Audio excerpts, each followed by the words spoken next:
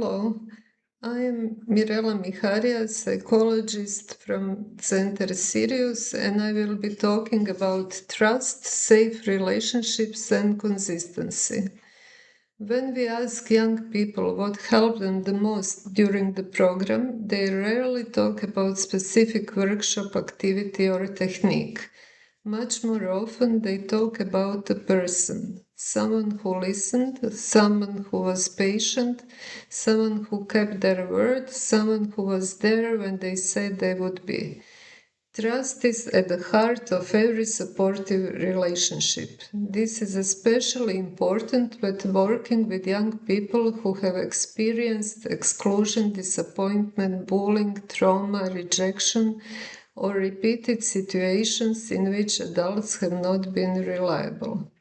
For many young people, trust does not develop automatically. It develops gradually through repeated experiences of safety, respect, and consistency. As youth workers, we often think that building trust requires doing something extraordinary. In reality, trust is usually built through small, everyday actions. For example, greeting young people in a friendly and predictable way, remembering something important they have shared previously, following through on promises, explaining what is happening and why, responding calmly even when emotions are high, respecting privacy and boundaries, being honest when we do not have an answer. Young people notice inconsistency very quickly. If rules change from day to day, if promises are not kept, or if reactions depend on the mood of the adult, trust can be damaged. This does not mean we need to be perfect. In fact, trust can also grow when we acknowledge mistakes and take responsibility for them.